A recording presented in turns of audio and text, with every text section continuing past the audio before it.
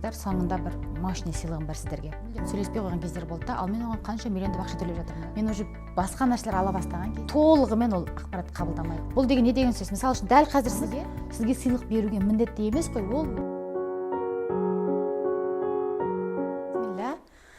Қалдарыңыз қалай, құрметті YouTube-дағы оқырмандарым? Бүгінгі тақырыбымыз ақшамен қалай дос болуға болады. Әрине, тақырып өте бір айғайлап тұрған, немесе бір интригаға толы, немесе бір банальный болуы мүмкін. Видеоны бастамай тұрып, немесе сабақты бастамай тұрып, сіздерге айтқым келеді. Осы видеоның соңына дейін көретін болсаңыздар, соңында бір мощный сыйлығым бар сіздерге.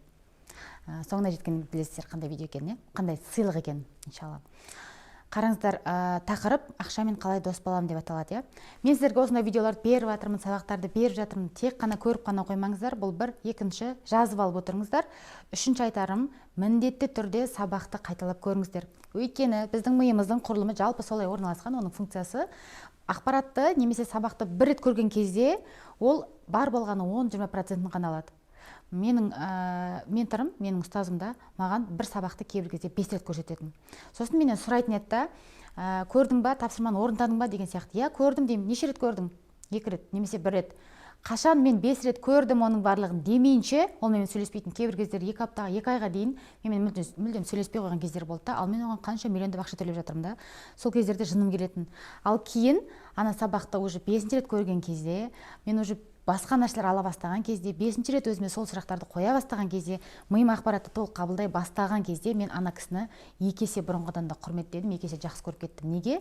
Қараңыздар, өйткені біздің миымыз кез келген ақпаратты бір-ақ рет көрген кезде толығымен ол ақпарат қабылдамайды, қорытпайды да оны. Бар болған 10-20% қорытады. Екінші рет қайталап көрген кезде тағы 20%. Сосын тағы солай егер миыңыз сіз алатын ақпарат, немесе бір киноны былай көреміз ғой, бір киноны көреміз, соңында вау, күшті деп жылаймыз, вау деп бір эмоцияға берілеміз. Сол киноны қайтадан басынан бастап көрсек, уже басынан бастап түсіне бастап, басқаша қабылдай бастаймыз. Мына жер былай басталған екен ғой. Мына соңындағы кісі жаңа мынау екен ғой. Уже басынан бастап біз уже екінші бір образбен, екінші позициямен көре бастаймыз, басқа қабылдаумен. Тура сол сияқты видеоларды қайталап көрген кезде сіздің миыңыз оны толық қабылдайды. Қабылдаған ақпаратты ми дұрыс қорытады. Дұрыс қорытылған ақпаратты ғана біз әрекетке, амалға асырамыз, оңай асырамыз.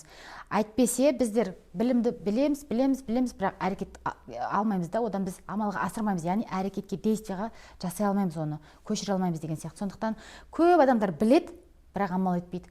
Білет, бірақ оны өмірінде қолданбайды. Сондықтан ең күшті фишкалардың бірі, міндетті түрде миыңызға, көзіңізбен, құлағыңызбен, әйтеуір осы сезім мүшелеріңізбен миыңызға ақпаратты 2 рет, 3 рет, 4 рет, 5 рет міндетті түрде беріңіздер. Бүгінгі тақырып ақшамен қалай дос боламыз. Мен бұған дейінде қаншама ақпараттарды айтқанмын, ақшаға байланысты, именно. Яғни ақшамен дос болудың ең бірінші фишкасы оны есепсіз жұмсамау. Өте көп адамдар ақшамен, яғни цифрамен жұмыс жасамайды. Қанша расход шығып жатыр, яғни қанша шығын шығып жатыр, қанша кіріс кіріп жатыр, әр апта сайын болмаса да, хотя бы ең болмаса ай сайын анализ жасап отырмаймыз біздер. Анализ жасамағаннан кейін де ақшалар есепсіз жұмсала бастайды. Мысалға, магнумге барамыз, бір дүкенге барамыз, азық-түлік алуға. Сөйтеміз де сол жерге списоксіз барамыз, яғни тізім жасап алмаймыз. Сосын бір майонезге ма, бір майға ма, әйтеуір бір шекерге ма барамыз. Бір шекерге барып, бірақ біз ана жерге барып, 10 нәрселерді алып келеміз да, оның жанына. Вообще керек емес, жоспарда жоқ нәрселерді алып келеміз, аналардың маркетингіне түсіп қаламыз біз негізінде. Байқасаңыздар, осындай дүкендерде, әсіресе үлкен дүкендерде сағат жоқ. Мүлдем ешқандай дүкенде сағат болмайды, естеріңізде болып, қарап байқап көріңіздер. Сосын көп дүкендерде терезе жоқ. Бұл да бір маркетингтің түрі, рекламаның түрі. Өйткені сағат қарағанда, сағат 8 болып қапты, үйге қайтайық деген сияқты адамның миында ондай тревога болмайды. Екіншісі терезеге қарап, кеш болып қапты ғой, қой үйге қайтайын, әлі жүр екен ғой деген сияқты болмайды да. Ми жайбарақаттылық орнайды, сондай позиция. Сол позициямен біз бүйтіп алып жүре береміз ана жерде. Ал ол дүкеннің иесіне өте күшті плюс, осылай біз олардың маркетинг тұзағына түсеміз. Сондықтан да, егер де біз ондай тұзақтарға түспес үшін бізде нақты тізім болу керек. Әрине бұл басында қиын болуы мүмкін, бірақ үйретіңіз. Өзіңізге өзіңіз үйретіңіз, тәрбиелеңіз, привычкаға айналдырыңыз, дағдыға айналдырыңыз. Нақты не керек? Дәл қазір нақты не керек? Керек нәрсені ғана алыңыз. Эмоцияға беріліп қойып, арзан скидкаға деген маркетингке беріліп қойып, ала берейінші, тұра берсін үйде, әйтеуір бір тұрады деген сияқты ол болмайды. Бұл артық шығын. Білесіздер ме, біз көп нәрсені, әсіресе кафеге барған кезде, ресторанға барған кезде, асханаларға барған кезде тамақты көп алып қоямыз. Байқайсыздар ма, аш кезде біз көбірек тамақ заказ беріп қоямыз, тапсырыс беріп қоямыз, сосын оны жей алмаймыз. Адам аш кезде ана менюдағының бәрін заказ беріп тастауға дайын болады. Сосын оны жей алмағаннан кейін әйтеуір қалады ол тамақ. Вот бәрібір қалғанмен оны жесеңіз де жемесеңіз ақшасын төлейсіз. Мейлі үйіңізге салып кеткен күннің өзінде бұл уже артық шығын. Немесе үйімізге бір продуктын алып келеміз, барлығын ала береміз, сосын ол жемейміз, холодильникте бір күн тұрады, 2 күн тұрады, 3 күн тұрады, немесе тамақты көбірек істеп қоямыз, тұрады, бір күні мусорға тастаймыз. Енді ашып кеткен тамақ жеуге болмайды, болмаса тұрып қалған тамақ жеуге болмайды ғой. Міне осы тастаған тамақтарымыздың барлығы шығын, артық шығын. Осы нәрсе ысырап деп аталады, Яғни неге біз бұл темаға келдік, бұл тақырыпқа? Ақшамен дос болудың ең бірінші жолдарының бірі осы нақты не керек екенін білу өзіңізге. Ақшаны есеппен жұмсау. Өте маңызды бұл нәрсе. Әрине білмеймін деуіңіз мүмкін, ол маған қиын деуіңіз мүмкін. Сіз қашан ақшаны есеппен жұмсап үйренесіз, сол кезде ақша сізге, сіз ақшаға дос бола бастайсыздар, иншалла. Екінші нәрсе, біз қорқамыз. Мысалға, сіздің досыңыз бар деп айтайық. Ақшаны давайте адамның рөліне қояйық, Ақша сіздің дұшпаныңыз емес. Ақша сіздің досыңыз. Осы менің айтқан күннің өзінде ақша сізге дұшпан ба? Тура осылай сұрақ қойған кезде, ақша сізге дұшпан ба, әлде дос па? Қалай ойлайсыз? Осы сұрақты қойған күннің өзінде кейбіреулер дос деп айтуға қорқады да. Өйткені миымызда шынымен де ақшаның образы жаман болып тұрса, ойбай, ол ақша деген жаман деп тұрса, осы кезде оны мен дос деп айта алмаймын оны деген сияқты мида бір сопротивление, яғни қарсылық болуы мүмкін. Осы кездің өзінде ойыңызға қандай нәрсе келді? Бірден қорықтыңыз ба? Деп селк ете қалдыңыз ба? Жоқ, ол мен досым дедіңіз ба? Әркімде әртүрлі сезім болуы мүмкін, әркімде әртүрлі түсінік болуы мүмкін, ақшаға байланысты. Сондықтан бір дос деп алайық. Бір жақын досыңыз бар. Сіздің досыңыз, мүмкін ол, білмеймін, кімді жақын дос көресіз?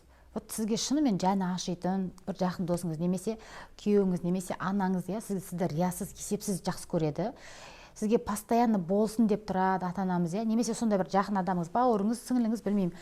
Сондай адам, ақшаны соның орнына қойып көріңізші, ең жақын адамыңыз.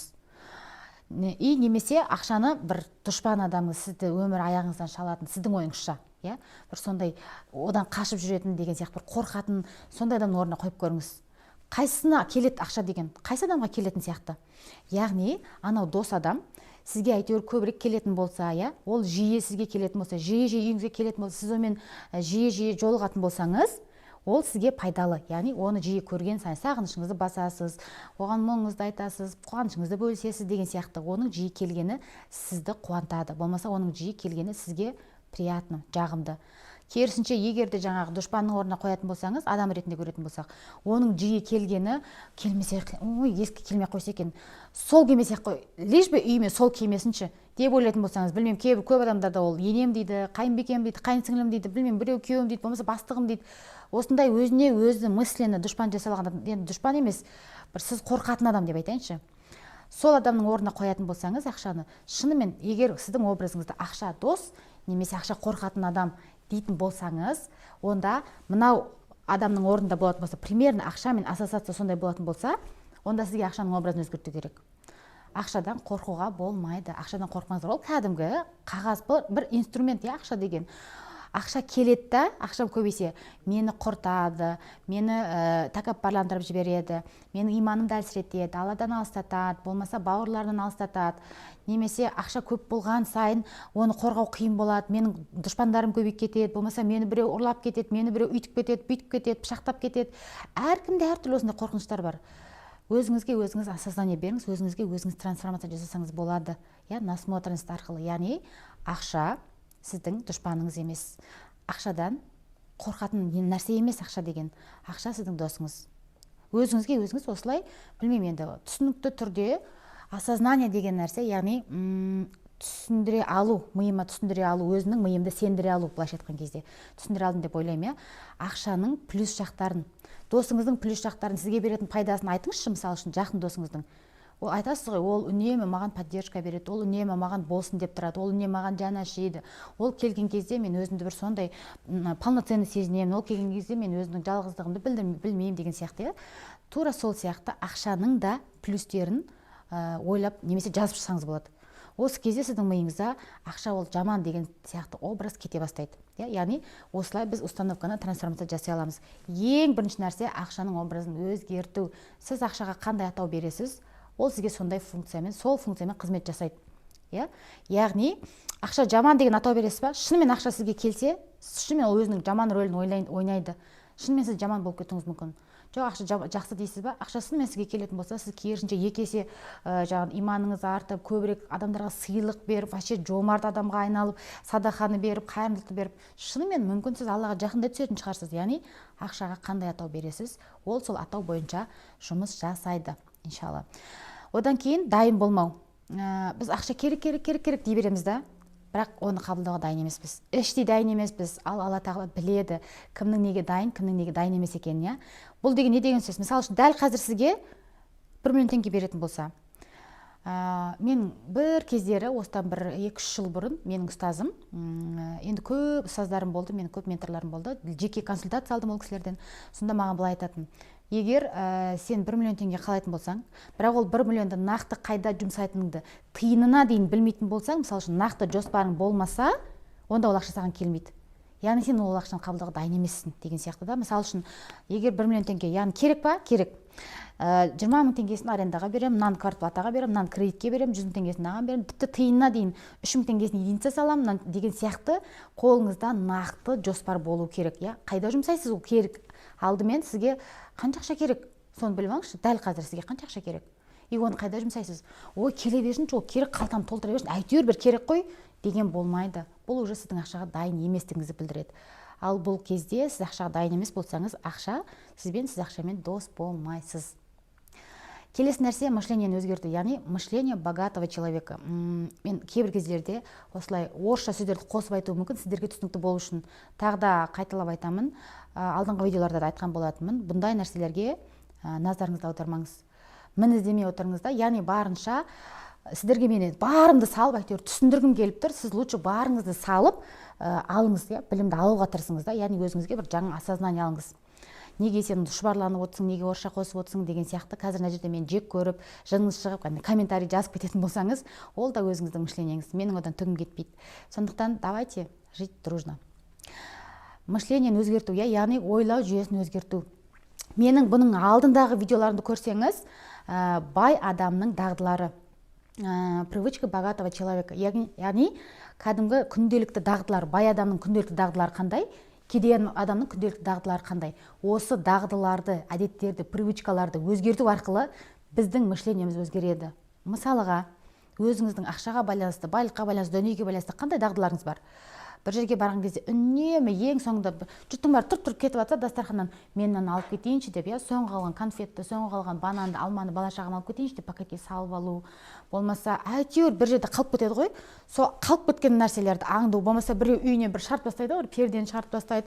Мынау бізге керек емес деп, бір пастель шығарып, әйтеуір бір ескі киімден шығарып тастайды. Маған берші соны деп, әйтеуір біреуден қалған құтқан, сонда бір ескі нәрселерге үнемі бүйтіп аңдып, соларға бір жаутаңдап жүру, алғыңыз келіп тұру сол нәрселерді. Примерно ойлаңызшы, осылай өзіңізді қай жаққа қарай сүйреп жатсыз? Бұндай жағдайды кім, бұндай привычкаларды кімдер істейді? Яғни өзіңізді кедейлікке қарай сүйреп жатырсыз ба, или байлыққа қарай сүйреп жатырсыз ба? Элементарно да. Енді әрине менің сөздерім ауыр тиюі мүмкін, бірақ бізде норма деген нәрсе бар, норманың деңгейі деген нәрсе бар да. Үнемі не нәрсенің болса да ең арзан берші, носкидің ең арзан бер, ананың ең арзан бер, бір нәрсе барлық жерде скидка сұрау, барлық жерде тегін алып қалуға тырысу, сыйлық сізге біреу бермесе ренжу. Вообще сыйлық деген нәрсе кімге бергісі келеді, сыйлықтың иесі өзі біледі. Жаңыңыздағы біреуге сыйлық беріп, сізге бермесе, деп ренжіп қалатын болсаңыз, сізге сыйлық беруге міндетті емес қой, ол өзі соған бергісі келді. Біреудің бергісі келген шешімін құрметтемеу, бұл ренжу. Маған да бермеді деген ожидание орындалмай қалды, сіз ренжіп қалдыңыз. Егер осындай болатын болса, осындай нәрселер сіздің бойыңызда табылатын болса, мені кешіріңіз, сізде кедейлік мышлениясы бар. Бұл енді ақыр заман деген сөз емес, өзгертуге болады. Егер осындай жағдайлар болатын болса, біліңіз, мышленияны өзгертпей, привычкаларды өзгертпей, біз ақшамен қарым-қатынасымызды өзгерте алмаймыз. Табыспен қарым-қатынасымызды өзгерте алмаймыз, ақшамен дос бола алмаймыз, былайша айтқан кезде. Бұл туралы нақты менің алдыңғы видеоларымда бар, міндетті түрде көріп шығыңыздар осы YouTube каналымда. Келесі нәрсе, үнемі, мысал үшін, ақшаны құндылық деп бірінші орынға қойып тастау, иә. Тағы да мен үнемі эфирлерімде айтып жүремін, яғни сіз үшін ақша құнды ма, уақыт құнды ма? Ақша болса болды, барлық нәрсені проблеманы шешіп аламын. Яғни бір мақсатыңыз болса, осыған ақша болса тез жететін едім. Яғни ақшаны өзіңізден де жоғары қойдыңыз. Самооценкасы низкий адамдарда болады көбіне. Самооценкасы төмен адамдарда, иә. Мен жетпеген мақсаттарыма ақша жетеді. Ақшаны сондай бір батыр, оны бір сильный қылып тастаймыз да, бір өте үлкен, бір патша қылып тастаймыз да, бір король сияқты ше. Яғни мен бір нәрсеге өздігімнен жете алмаймын, егер де ақша болмаса. Ойбай, қазір барлығына ақша керек қой, ақшасыз өмір сүре алмаймын дейтін болса, иә, осындай көп қойынды бізде осындай мышление. Яғни лишь бы бар ғой, уақытым кетсе кетсін, жарты сағатым, бір сағатым, бір күнім, 10 жылым, 5 жылым кетсе кетсін, ақшам кетпесе болды деген мышление болатын болса, біліңіз, уақыт, үнемі мен айтам, уақыт ол тек қана кетеді, ақша, кеткен ақша қайтып келуге болады, ол келеді, ал кеткен уақытты қайтып келтіруге болмайды. Демек, уақыт бізде ақшадан да құндырақ. Осылай уақыт пен ақшаның құндылығын өзіңізге тексеріп көріңіз. Қай кезде мен үшін вообще қайсысы құндырақ, приоритет қойып көріңізші. Сіз көбіне өмір сүру барысында қай нәрсеге құндылық қоясыз, иә? Сондықтан ақшамен дос болғыларыңыз келсе, күннен күнге жайлап, енді бірден болмаса да, өзіңізге, миыңызға үнемі тренировка жасау арқылы, өзіңізді зерттеу арқылы, ақшамен қарым-қатынасыңыз қандай, ақшаға деген сіздің көзқарасыңыз қандай, ақша туралы вообще пікіріңіз қандай, образыңыз қандай, представлениеңіз қандай, осының барлығын, байларға деген көзқарасыңыз қандай, осының барлығы жаман болатын болса, оны өзгертпейінше, ақша сізге келсе де, сіз оны рахатын көре алмайсыз. Шынымен де бір берекелі болмауы мүмкін. Сондықтан енді мына жерде видеода сыймайды, мен бұл тақырыптың барлығын, жілігін, майын шағып тұрып, өзімнің ақша және мен деген сабақтарымды айтқан болатынмын. Қатысқандар болса білет. Сондықтан ақша және мен 1, ақша және мен 2, ақша және мен 3 деген әртүрлі деңгейдегі этаптағы менің сабақтарым бар. Әрине ақылы сабақтарым. Көргендеріңіз болса, сіздер уже бұл тақырыптарды білесіздер. Егер сіздер көріп қойған болсаңыздар, онда бұл сіздерге бір қайталау болсын.